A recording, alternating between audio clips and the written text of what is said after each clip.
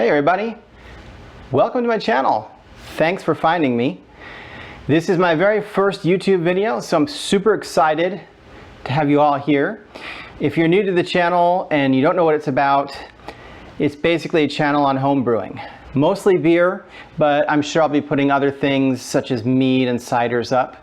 This particular video that's coming is going to be about how to choose a recipe, how to find a recipe, how to kind of read between the lines and make a recipe fit your needs, and where I go to look for recipes. So, glad you're here. It would really help me if you hit the like button. It'll make it so that more people find my YouTube page. And if you want to subscribe, I would like that too. It means that you'll just get a notification every time I post a video. Planning on doing a video, I don't want to say every week because then I'll kind of jinx myself, but I'm hoping to do one pretty often.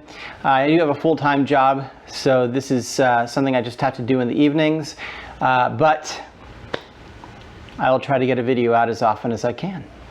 So let's get the show started and roll the title.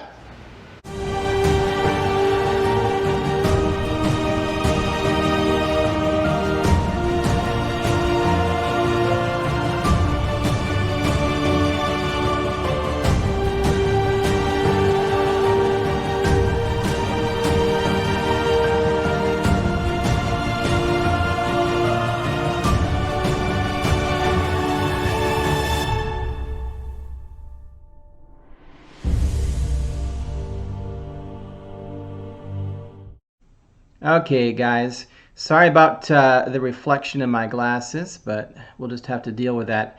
So this is the website that I use for coming up with beer recipes.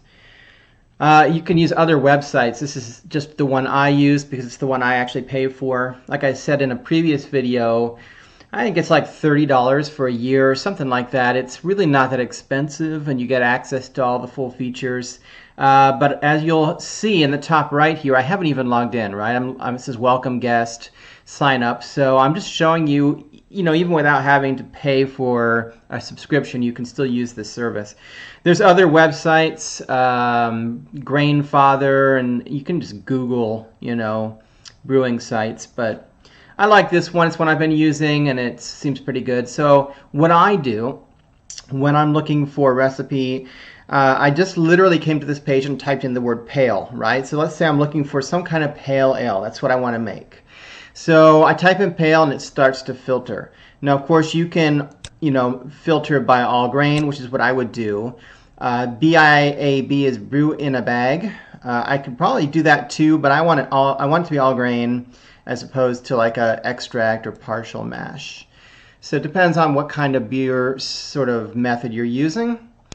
And of course you can change it between metric and US. I'm in the US, so there you go. Award winning, on this site, you have to prove that you've won an award at a home brewing competition to have that show up. Anyway, a fermentation stream means you actually videotape the fermentation process and all that sort of. You can, as you can see, you can filter by the style and all kinds of things here. Right? So it's really nice to be able to filter. I'm just doing the generic, right? Pale ale for the heck of it, all grain, US. And then you can see there's different titles. So I can also sort by the title up here, like the original gravity, final gravity, the alcohol content, the size of the batch. Make sure you pay attention to that. But what I usually do is I either sort it by rating, views, or brewed, right? So I can go to views. I'm going to click it once and then click it one more time. And I think that's what it was already set to. But as you can see, the number one here is the Sierra Nevada clone.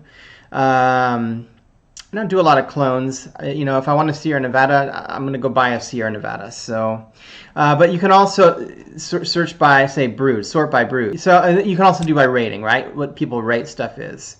Now, as you can see, if I hit rating, every one of these is like a full rating, so it doesn't really help me.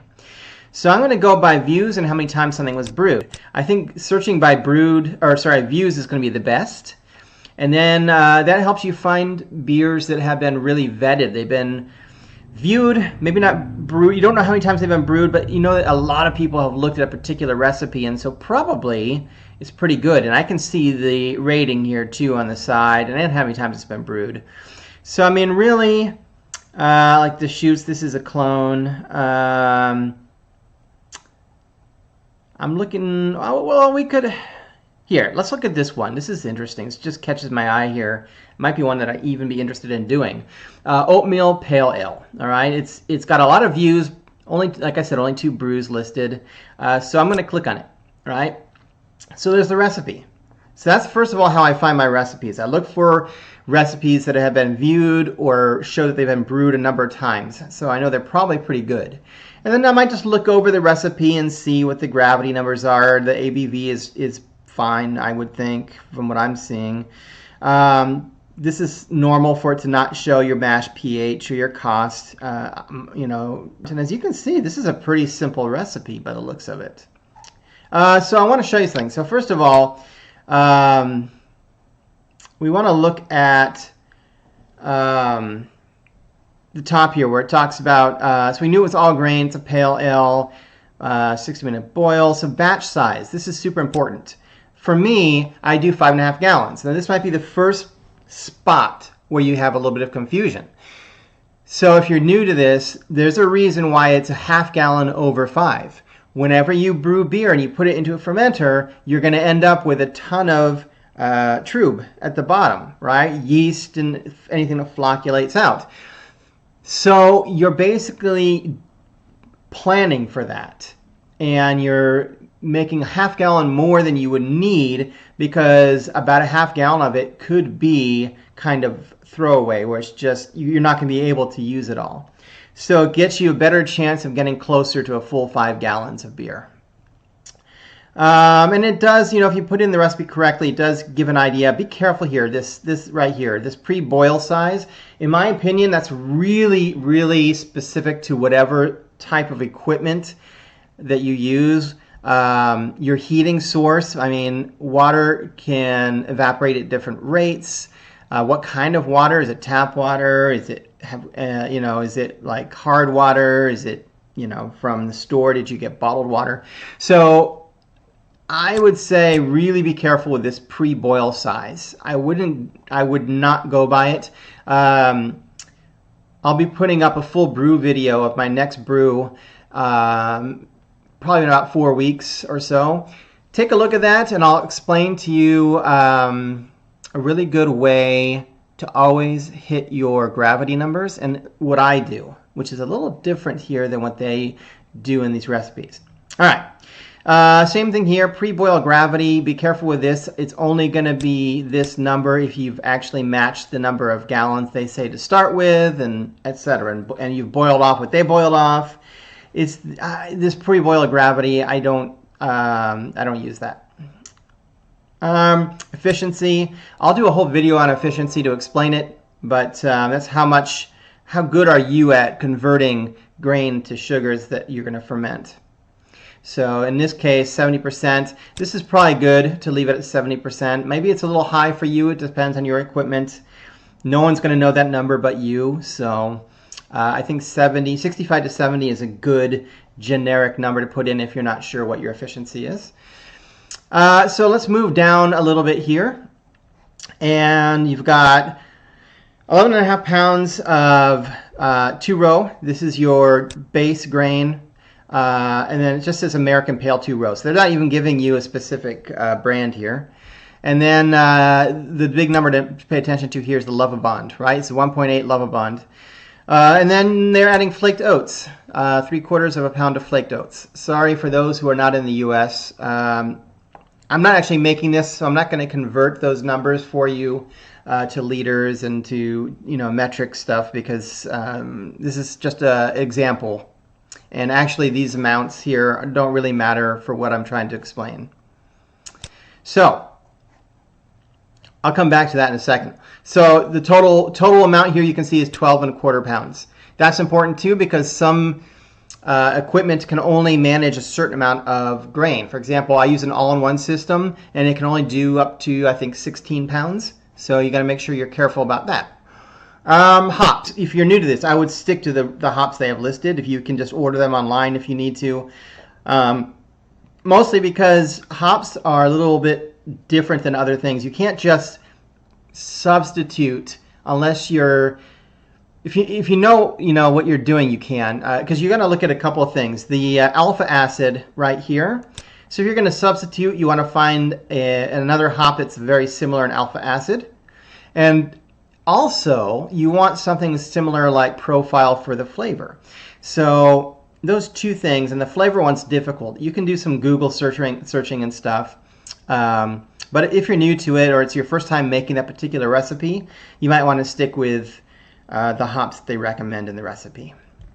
So this is a little confusing for some people, and this is why I'm doing this, because sometimes these recipes, if you don't know how to read them, they can confuse you. So look here, it says boil, boil, right? So this is basically saying, the first one here is saying 60-minute boils. That means that's your bittering hops, and it's gonna go in for the full 60 minutes of the boil. So you drop those in as soon as the wort starts to boil. 30-minute additions. That means 30 minutes left, still left. In this case, it would work either way. I could say 30 minutes in, but just to be consistent, 30 minutes left in your your boil. You're going to throw in the next hop addition and leave it for that full 30 minutes till the end. Then the next one, you've got two more, right? Centennial and Amarillo. These both have 10-minute additions. That means when there's 10 minutes left of your boil, that means 50 minutes in. These are aroma and flavor hops. Really more flavor. 10 minutes isn't really probably great for aroma. It's too long. But these ones, you notice it says Whirlpool at 200. If you are not familiar with that, don't worry about it. Just don't do it. It won't make a difference. All Whirlpool means is that some people like to, so after the boil, they like to spin their wort like a cyclone really fast. Sometimes people will use a drill with something attached to it. Some people just use like a spoon and sort of whip it up. The idea is if you can spin it up like a whirlpool and then just let it go, as it slowly comes to a stop, all your debris, like any leftover hops or grain, will sort of fall out of suspension and land sort of away from like the exit hole when you're draining it. Basically, it's a way to try to keep some of that leftover stuff that's still in the wort from getting into your fermenter. And it's not, you could give it a try. I think it's a little bit of a waste of time, but that's just for me. Obviously you want to do what works for you, but it's just important to know that if you don't know how to do it, you're not familiar with it, you can Google it and look it up. But honestly, if you don't do it at all, your beer will come out just fine. It really will. So it's not a game changer. This is basically saying they want you to mash mash in at 152 degrees for that full hour. Don't worry about this mash thickness. That's just not, to me, that's too much info. I don't even know if it's going to be accurate. It is interesting, though, they don't give you, sometimes recipes will give you a strike water temperature as to what they think your strike water should be before you put it in the mash, and then they'll give you the mash temperature. Sometimes, I wish it showed it here because I wanted to kind of explain this as well. You will sometimes see something that will say fly sparge, or it'll say sparge for 45 minutes. And if you're like me and you don't do fly sparging, that can be really confusing at first. If you're reading a recipe and going, I don't know what that is, how do I, deal with that? Here's the thing. There's different ways to sparge, and if you're not familiar, you can look it up, but it basically means you're taking hot water that's clean, clear hot water, and you're sprinkling it over the top of your grain that's already drained, and it's basically cleaning the grain. So any sugars left on the grain is going to sort of rinse the grain off, and you're going to capture that last little bit of sugar. There's different ways to do it. Some people do a batch sparge. So if you have one of these systems where you've actually put your grain into a big cooler and just closed it up and sealed it for that hour, A lot of times those people will drain the liquid out of it and slowly mix in clean water in batches to rinse the grain. Anyway, that's a different kind of sparging. Fly sparging is literally like a shower head that sits over the top of your kettle usually, and it just drips clean water. Just hot, clean water, usually I want to say 170 degrees Fahrenheit at least is what I do it at. And it just sprinkles. It sprinkles over your grain, rinsing it. So if you see something like that and it says sparge for 45 minutes, it's because fly sparging like that is very slow. It's slow. It slowly drips. If you don't have that system set up, just sparge however you would normally sparge. If it takes you 30 seconds to just slowly, put your water over the top of the grain and let it sort of sift through, go for it. If you're like me and you basically are continually sparging with a pump, you can do. You'll see what I do in my full video that I do on my brewing day. But I usually use a colander, like a sieve, and I put that on top of my grain basket, and then I slowly ladle in 170-degree water over that, and that way it slowly sprinkles through. So I get a little bit of both worlds. I'm not too crazy about it, but I do try to let it. I try to slow it down just a little bit. So look out for that on MASH guidelines. If you see stuff like that, remember there are different ways to do sparging, and you need to sort of read between the lines on the recipe to figure that out. Yeast is yeast. Honestly, you don't have to use the yeast that's here. Yeast is such an intricate topic. It definitely contributes in a major way to the flavor in your beer. But you don't have to use the yeast. So let's say you have some leftover ale yeast and you're making an ale. Use the leftover ale yeast. I would. Don't waste it and save yourself some money. If you are out and you need some yeast and you can find this one that they have listed, go for it. Otherwise, I don't worry too much. Seems to be okay for me. Open another tab, and you'll be able to go to a new recipe, right? New beer recipe in this website up here at the top. And then you can fill it out, putting the name and if you're the author, whatever. Just fill out the information that's for you and that works for you. And then when it comes down to fermentables, instead of, like in this case, if we go back to the original recipe, it says to use American Pale 2-row. Well, okay, so let's say I'm going to put in whatever I buy is what I'm going to put in the recipe. So if I have, this is one that I actually am using right now. If I have Great Western 2-row, here's Great Western Domestic 2-row. Now this is 2 Lovibond. We said this was 1.8, so it's pretty close. This American Pale 2-row that they're using is a little bit lighter. Remember that what I'm using here, this Great Western, is not really a pale grain, a pale malt. So, I could get something else, but I wouldn't, because I buy giant 55-pound bags of my 2-row, and so I'm just going to use what I have. And the same thing here, like flaked oats is flaked oats. But what I'm saying is, put in whatever brand you get and buy. If you can get something locally, less expensive, just try to keep the Lovibond as close as possible. So if you get a different brand of 2-row, that's fine. Just keep it as close to 1.8 in this case as you can. If it says caramel malt, get any brand of caramel you want. You don't have to use what they're using. Just try to keep it close to the Lovibond. For example, caramel, especially caramel, will come in like 10 Lovibond, 20 Lovibond, 30 Lovibond. So you want to make sure to sort of try to stick to that. We already talked about hops. If you're going to switch hops, look out for the alpha acid and the flavor profile. So fill out your recipe with all that kind of stuff. If you want to change anything or add stuff, you can do that. I wouldn't worry about the water chemistry. That's a whole nother topic. I've never worried about it. But then again, I buy bottled water for my beer. It's not that expensive here. I can get it in like 2.5 gallon tanks, and so it's not so difficult. And that way I don't have to worry about chlorine or anything like that.